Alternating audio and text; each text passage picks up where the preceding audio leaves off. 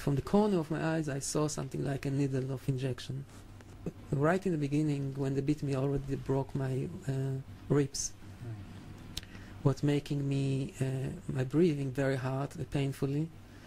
They learn how to torture, and they learn that hitting with a telephone book or with a book on the head is just making brain shake or very heavy inside injuries, but it doesn't leave a sign outside. It doesn't make a wound. So they start to hit me with this telephone book of Amsterdam. Is quite thick book, and in combination with the injections and electric shocks that they gave me, I was really away. Another method is that they were taking almost my arm away, out, and putting it. I don't know exactly what they did, but it was very painful. And then he tell him like he's giving a hint that he want to put my head in the toilet, and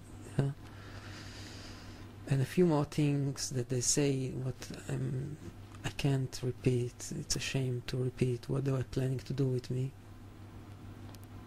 A really shame, ordinary and vulgar in the same time. And I really believe that they're going to do this because they show me equipments that are used for this kind of torturing. And that was breaking me. They were waiting for me a few Zionists. They call themselves rabbis, but they are not rabbis.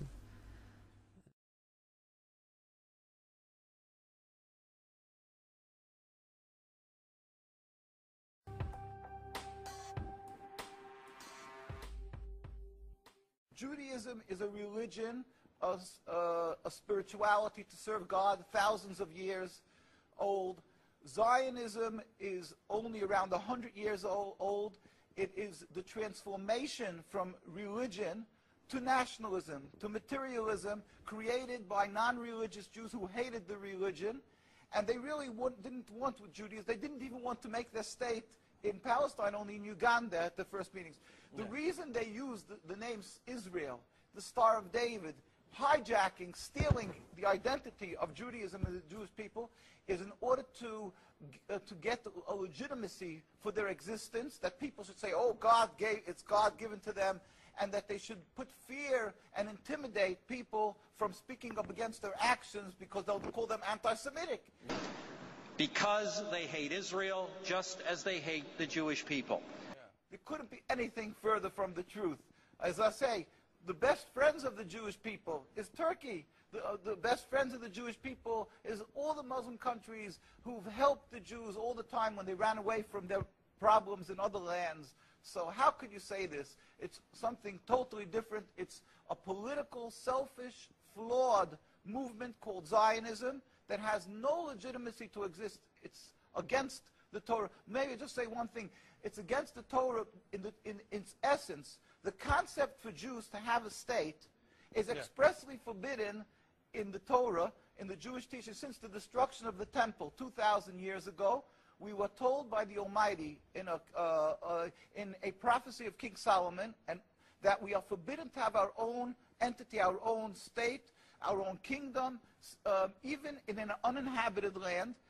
And this was held by all Jews around the world for thousands of years, and it makes it worse, compounds the sin, the crime in having the state, because this state of Israel that these nationalists made it in Palestine, made it in a land that was inhabited by the majority Muslim people, by the Palestinian people. So to steal their land, to kill, to oppress, to banish them from the homes, it flies in the face and contradicts everything of the Torah that says thou shalt not kill, thou shalt not steal, that one has to emulate God, be compassionate. So they've used our identity to rebel against God and to desecrate God's name, and to create a rift between Jews and Muslims, and to make a river, an endless river of blood for the Muslims, for the Palestinian people, and anti-Semitism for the Jews, and death for the Jews also, and to create a rift between Jews and Muslims. I mean, the major threat is still Islamicism. And to make a river, an endless river of blood. Let me tell you, friends, our government believes that those who threaten Israel also threaten Canada. This is unfathomable and unacceptable in no manner. Is it true that you are against the whole concept of Israel as a state? That is not only, when you say I am, this means the Jews who are true to the Torah across the board in every part of the world. Unfortunately, Israel at 60 remains a country under threat, threatened by those groups and regimes who deny to this very day its right to exist. On June 9, 2013, tens of thousands of Orthodox Jews assembled on the streets of New York City to protest against the existence of the State of Israel. And why? And why, friends? Make no mistake. Look beyond the thinly veiled rationalizations. Because they hate Israel just as they hate the Jewish people. All the rabbinical authorities opposed Zionism from day one. As soon as they came up with the concept, the chief rabbis, we have documents, historic documents, the chief rabbi of Historical Palestine, documents, yeah. historical documents, the chief rabbi of Palestine was approached by the United Nations in 1947, and he wrote, "We furthermore wish to express our definite opposition to a Jewish state in any part of Palestine." And this was in 1947, July. And then 3 months later, they saw that they're being ignored by the United Nations. Yeah. And so he sent another letter to the Secretary General in Lake Success, and he said, "We plead with you, at least leave us to the Secretary General, the Jewish Orthodox community comprising 60,000 souls in Jerusalem, objects to the plea of including Jerusalem in the Jewish state that they want to create. Our community demands that Jerusalem be an international zone under your protection, and its residents be free citizens of the international zone." So they said, "At least leave us this part," and they were ignored till today. Jews demonstrate, and I think it's important to see, Jews demonstrate, and they're getting constantly, till today, they made demonstrations, and they're getting beaten by the Zionist police.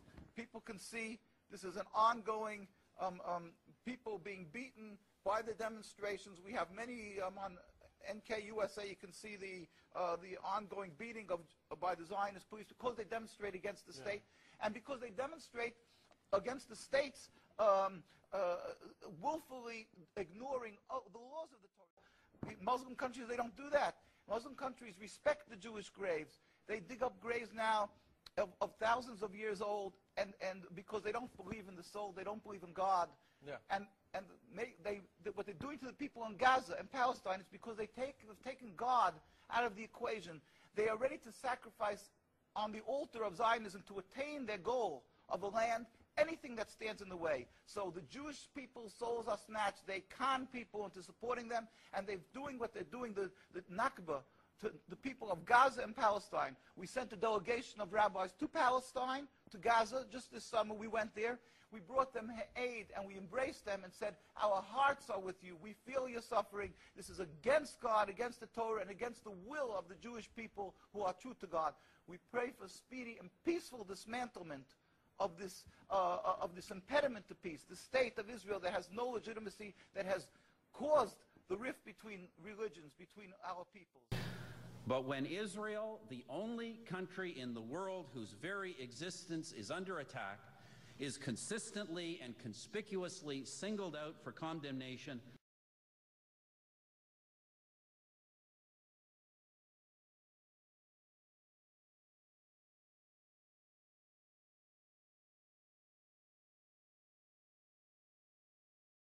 I believe we are morally obligated to take a stand.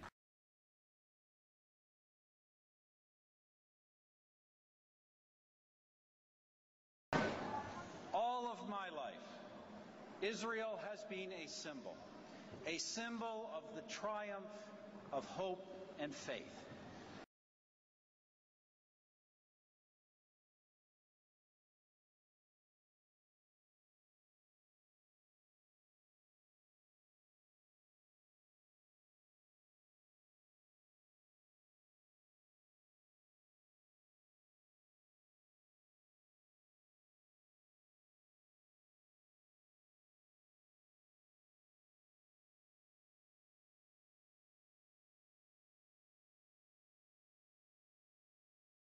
But as long as I am Prime Minister, whether it is at the United Nations, the Francophonie, or anywhere else,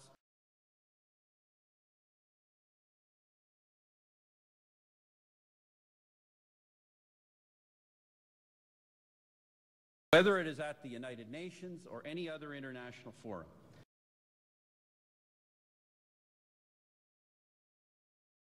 Canada will take that stand, whatever the cost. Leave us alone. Leave us to what we've been doing for 2,000 years before they came to try to assimilate us into them, before they tried to change us. Just leave us alone. And if they don't want to leave us alone, we'll make sure that they leave us alone. We're not going to allow them to destroy our community and our culture and our religion. The Israeli government has an army. They want to draft us into their army. The Jewish people have an army also.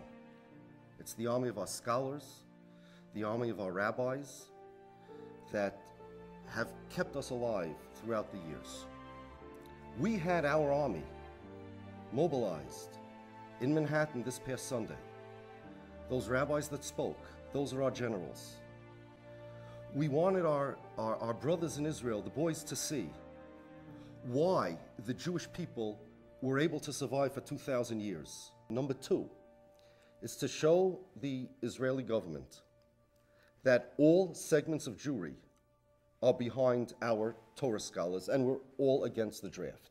The easiest thing to do is simply to just get along and go along. Shema Yisrael, Atem Kirayvim Ayoim Lamelchumu Aloi Vaichem. In Sommer Hand Ungoib Mamelchume Kirweide, Leman Kvoid Hashem V'toirusoi, Ibishayim Hashem, Nasser V'natzliach. The message was, this common cause is so important. We are the rabbis themselves, hands-on. We're going to get together and we're going to join our voices in a chorus and tell the Israeli government, we have an army too. Those who threaten the existence of the Jewish people are a threat to all of us. We're here to tell them that they can declare war from today till tomorrow.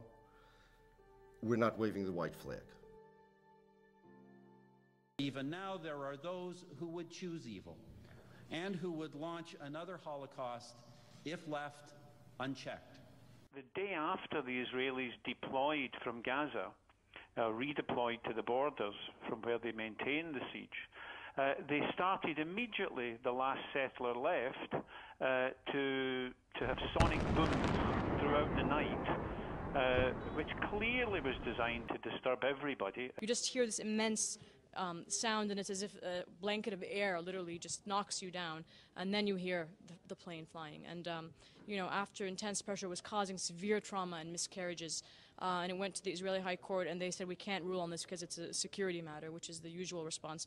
So what was unthinkable for Jewish children when there were still some in Gaza became something that they inflicted upon Palestinian children. And it was really a case of a few hours after there were only Palestinian children in Gaza that this torture was implemented. History shows us. My father was in Auschwitz concentration camp. My late mother was in Majdanek concentration camp. Every single member of my family on both sides was exterminated. Both of my parents were in the Warsaw Ghetto Uprising. And it's precisely and exactly because of the lessons my parents taught me and my two siblings that I will not be silent when Israel commits its crimes against the Palestinians. And I consider nothing more despicable than to use their suffering and their martyrdom to try to justify the torture, the brutalization, the demolition of homes that Israel daily commits against the Palestinians. So I refuse any longer to be intimidated or browbeaten by the tears. If you had any heart in you, you would be crying for the Palestinians, not for what's being done.